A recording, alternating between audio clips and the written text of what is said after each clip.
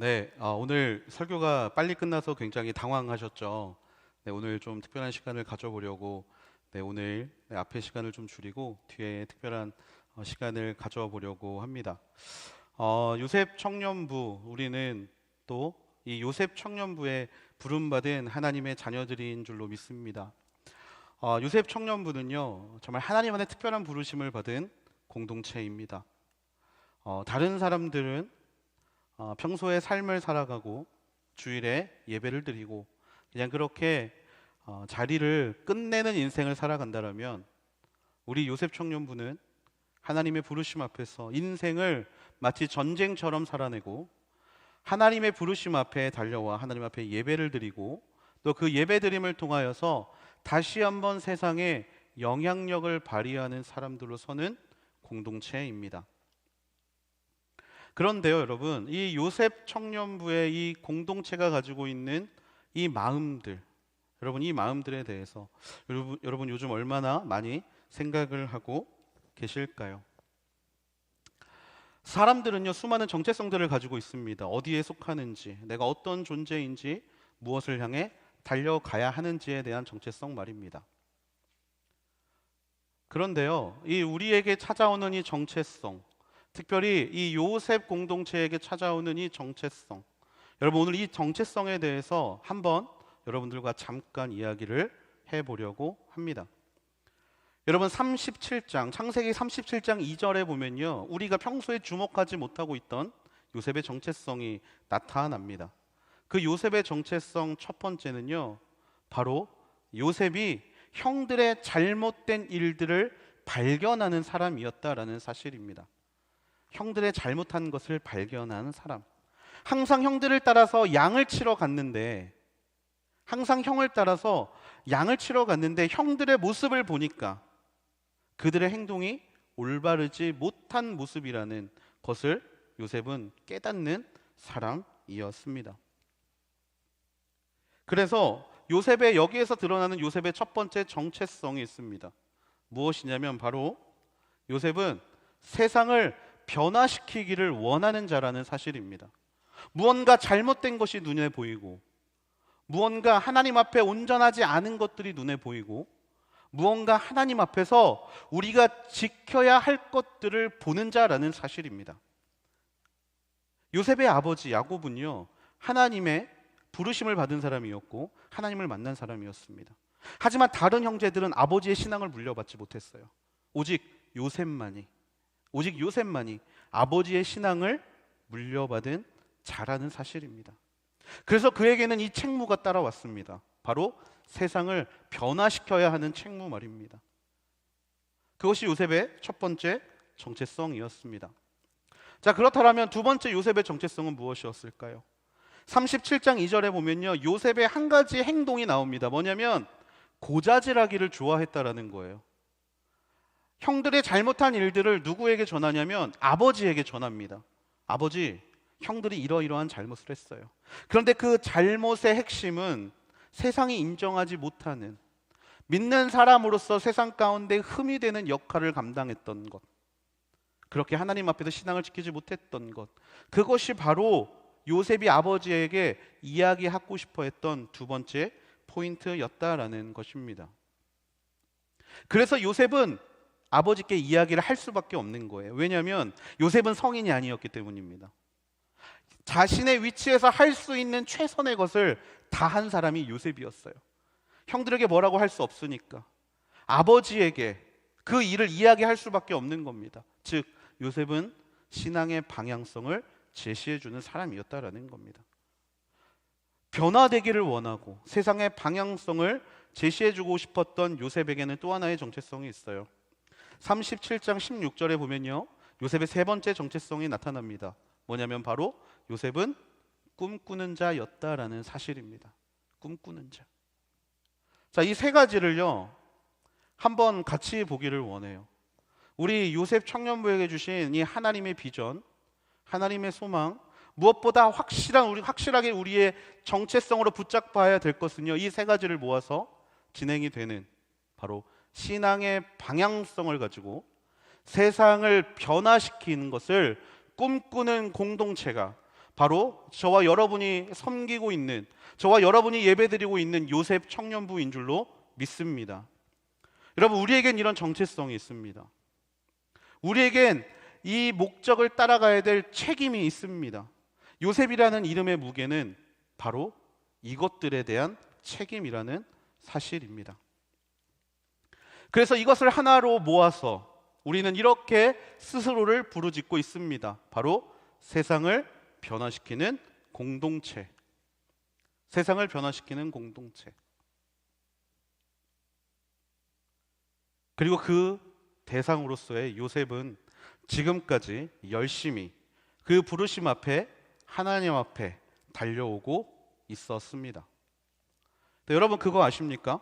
여러분 주변을 돌아보시면요, 너무나 빈자리가 많습니다.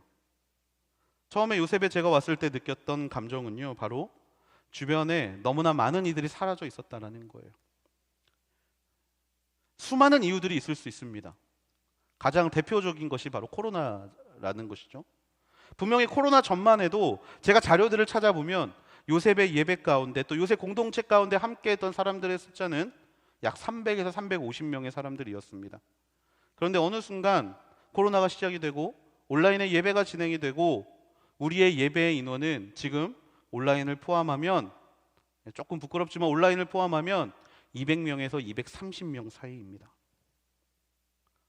사람들은 말합니다. 어쩔 수 없는 상황이라고 말해요. 또 어떤 사람들은 이야기합니다. 다 그래. 요셉만 그러는 게 아니라 다 그래 라고 이야기를 합니다. 하지만 여러분, 그렇다고 해서 우리가 지금의 이 상황을 어쩔 수 없었기 때문에 이렇게 믿고 살아간다면 여러분, 우리는 무언가를 놓치고 살아가는 존재라는 거예요. 세상은 말합니다. 일상이 회복되면 좋아질 거야.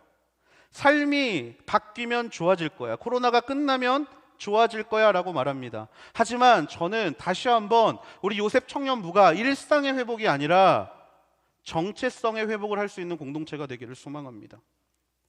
단순히 코로나 때문에 요셉 청년부가 가지고 있는 영향력이 줄어든 것이 아니라 요셉 청년부가 가지고 있어야 될 정체성을 놓아버렸기 때문에 저는 지금의 그냥 예배만 드리는 공동체로서의 요셉의 모습만이 남아있다라는 생각을 해봅니다.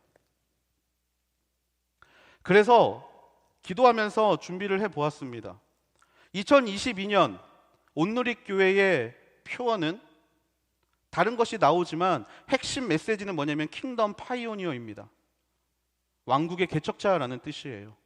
우리가 살고 있는 이 땅 가운데 하나님의 나라를 개척해 나가는 존재로서 교회가 가지고 있는 정체성이 선포가 되었습니다.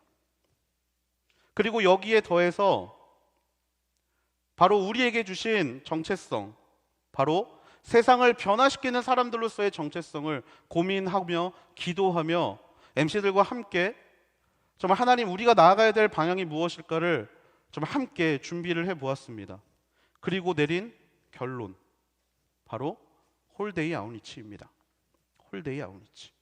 매일이 아우니치가 되는 인생, 매일이 아우니치가 되는 우리의 삶,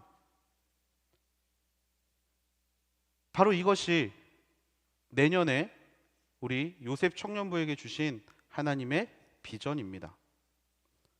그래서 우리가 제일 먼저 해야 될 것이 있습니다. 여러분, 아우니치에 가면 제일 먼저 하시는 게 무엇입니까? 아우니치의 팀이 꾸려지고 아우니치를 위해서 우리가 제일 먼저 하는 게 있죠. 뭐냐면 바로 관계성의 강화입니다. 아우니치가 시작이 되면 모두가 모입니다. 자기소개를 하고 그렇게 서로 모여서 서로가 어떤 사람인지, 또 서로가 어떤 모습을 가지고 있고 어떤 특성을 가지고 있는지에 대한 이야기를 우리는 하게 됩니다. 그런데 이것이 완전히 무너져 버렸죠. 끝까지 한 번 순모임을 할 수 있을 거라는 기대가 있었는데 결국엔 한 번도 순모임을 하지 못하고 모든 것이 끝나버렸습니다. 단순히 줌으로 모든 것이 가능한 것처럼, 모든 것이 정말 다르지 않은 순모임인 것처럼 보였지만 중요한 건 온라인으로 진행되는 모든 모임 때문에 우리의 관계들이 무너져 버렸습니다. 친한 사람, 친한 몇몇과 더 친해졌지만 그렇지 못한 사람들과의 관계가 완전히 멀어져 버렸습니다. 그래서 동일하게 요셉 청년부의 내년 진행되는 것들 중에 제1 목표는 바로 이 관계성의 강화가 될 것입니다. 바로 이 홀데이 아웃리치를 이루기 위해서, 매일의 아웃리치의 삶을 살기 위해서 우리는 단순히 사역에 얽매여서 살아가는 존재가 아니라 방금 우리가 함께 나누었던 것처럼 관계가 강화되는 존재들, 그래서 함께 하나님의 부르심을 향해 달려가는 존재들이 돼야 할 것입니다. 그리고 이 관계성을 강화하기 위해서 내년에는 모든 그룹을 해체하려고 합니다.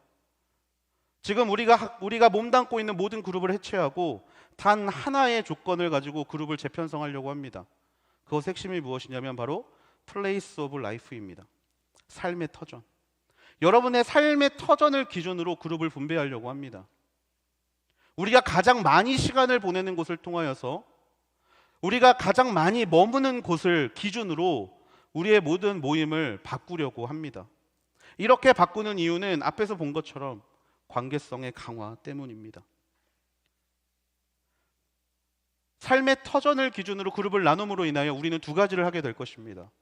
첫 번째는 바로 오가며 평일의 삶 가운데 공동체 지체들, 신앙의 지체들과 더 깊은 교제와 더 깊은 나눔을 하게 될 것입니다. 바로 옆 건물에 있는 지체를 한 번 더 만나게 될 것이고, 같은 지역에 살고 있는 지체들을 한 번 더 만나게 될 것입니다. 어떤 사람들은 취업을 준비를 하고 계시는 분들도 있습니다. 괜찮습니다. 그런 분들에게 박탈감을 드리지 않습니다. 그런 분들은 자신의 집, 자신이 가장 많이 머물고 있는 곳, 자기가 많이 무언가를 준비하고 있는 곳을 정하시면 됩니다. 그렇게 정해진 곳을 기준으로 내년에 그룹을 재편성하고 그렇게 첫 번째 관계의 강화를 이루려고 합니다. 그리고 두 번째는요, 바로 머무는 곳이 비슷하기 때문에 그곳에서 서로의 교제를, 우리 교회의 핵심 양육 프로그램인 1대1을 진행하려고 합니다. 비슷한 또래끼리 서로 함께 회사가 끝나고 모여서 같이 복음을 전하고 복음을 나누고 복음에 대한 비전을 함께 꿈꾸는 공동체를 만들어 가려고 합니다. 하지만 이런 사역에는 목적이 필요합니다. 관계는 단순히 우리끼리 좋아서, 우리끼리 즐거움을 가지고 살아가기 위해서 관계는 필요하지 않습니다. 믿는 자들이 모여서 함께 기도해야 되는 이유는요, 목적이 있기 때문입니다. 그리고 그 목적의 핵심은요, 나그네와 고아와 과부를 향해 있습니다. 한마디로 우리가 삶의 터전을 기준으로 무언가를 나누고 그곳에서 우리끼리 이곳이 좋사오니라고 나아가는 인생들이 아니라 하나님이 주신 목적, 비전을 향해서, 왜냐하면 우리는 홀데이 아웃리치를 살아야 하는 존재이기 때문에 바로 이 인생을 살아야 합니다. 그래서 서울을 기준으로 세 구역으로 우리의 모임을 나누려고 합니다. 먼저 서쪽입니다. 서쪽의 대상은 나그네가 될 것입니다. 우리가 서로 모여서 함께 즐거워하고 함께 기뻐했던 마음을 가지고 우리는 나그네들을 향해 나아갈 것입니다. 그 대상은 이주민들입니다. 한국에 들어와 있는 외국인들, 특별히 김포에 있는 M센터와 함께 그들을 섬기고 그들과 교제를 나누고 그들 안에 있는 예배를 세워주고, 그렇게 우리의 관계성을 통하여서 서쪽은 그런 사역을 감당할 것입니다. 그래서 서쪽의 그룹의 이름은 메이트라고 명명했습니다. 친구가 되어주는 인생. 두 번째입니다. 북쪽 지역을 나누었습니다. 그리고 이 북쪽 지역은요, 우리가 독거인들에게 나아갈 것입니다. 혼자 살고 있는 사람들, 목적도 없고 의미를 느끼지도 못하고 방황하는 이들을 향하여서 우리가 달려가려고 합니다. 소망이 없는 자들에게 소망을 주기 바라는 마음으로 호프라는 이름을 지었습니다. 그들 안에 있는 무너져버린 것들을 회복시키기를 바라는 마음으로 그렇게 그룹 이름을 짓고, 여러분의 삶의 터전이 북쪽인 분들은 이렇게 교회 사회 선교팀과 함께 혼자 있는 분들, 혼자 쓸쓸히 삶을 살아가고 계시는 분들을 향해 나아가려고 합니다. 그리고 세 번째로 남쪽과 동쪽을 통합하여 드림이라는 그룹의 이름을 명했습니다.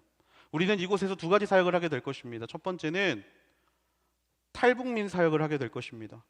고아와 같이 버려져 있는 사람들, 얻을 곳 하나 의지할 곳 없는 사람들을 향하여 첫 발을 내디딜 것이고, 두 번째로 보육원 사역을 하게 될 것입니다. 버려진 아이들, 이들의 특징이 있습니다. 꿈이 없다라는 것이죠.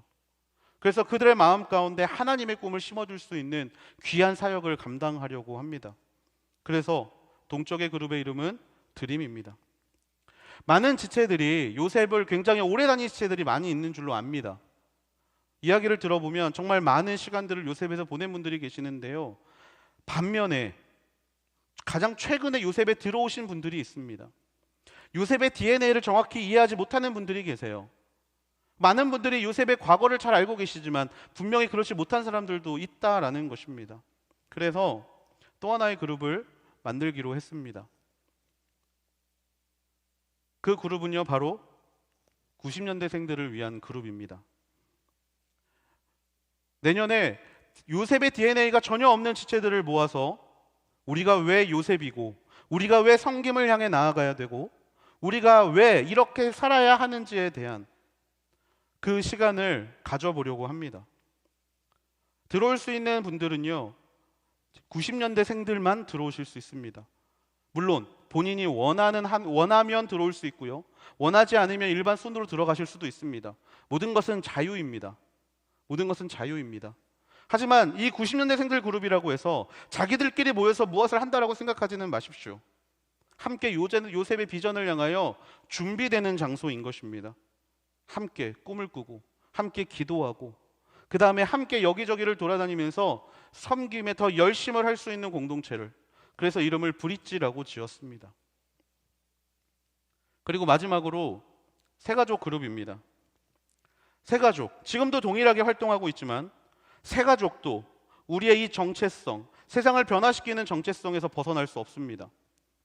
새가족에게 가장 중요한 것, 바로 관계성입니다. 그래서 새가족도 새가족만의 모임, 그래서 새가족 만남의 잔치를 진행하려고 합니다. 함께 처음 요셉에 들어온 지체들이 요셉이 어떤 곳인지 모르고 있을 때 그들에게 요셉의 정체성을 알려주고, 또 관계를 쌓아가면서 모든 사람들이 잘 정착할 수 있는 날들을 만들어 보려고 합니다. 그래서 새가족의 이름은 웰컴이라고 명명하려고 합니다. 여러분, 이 모든 일들을 우리가 기간을 가지고 하루아침에 무언가를 바꿔보려고 그렇게 시도하려는 것이 아닙니다. 최소한 우리가 가지고 있는 비전과 이 정체성을 가지고 우리가 함께 나아갈 때, 여러분, 바로 우리가 나아가려는 이 마음을 가지고 있을 때, 그때 공동체의 한 발 한 발 전진이 시작될 줄로 믿습니다. 어느 순간 기도하는데 그런 마음이 생겼습니다. 그냥 매주 그냥 이렇게 오는 사람 오고, 그냥 매주 이렇게 예배만 드리는 게 과연 요셉인가? 여러분, 어떻게 생각하십니까?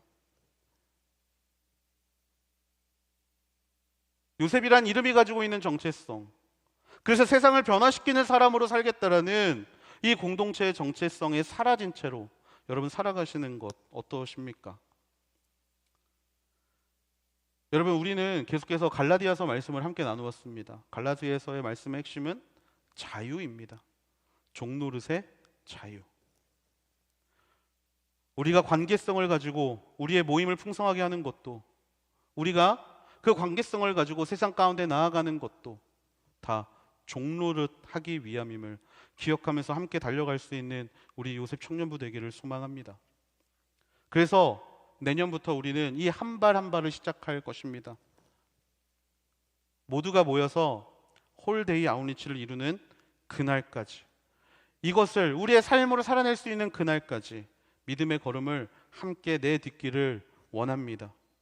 그리고 이 공동체의 비전과 소망에 여러분들이 같이 기도해 주시고, 같이 꿈꿔 주시고, 그 다음에 같이 방향성을 정해 주셔서 다시 한번 요셉 청년부가 생긴 이유와 생긴 목적과 하나님께서 요셉 청년부를 사용하시는 모든 방향성 가운데 함께 달려갈 수 있게 되는 저와 여러분이 되기를 주님의 이름으로 축복합니다.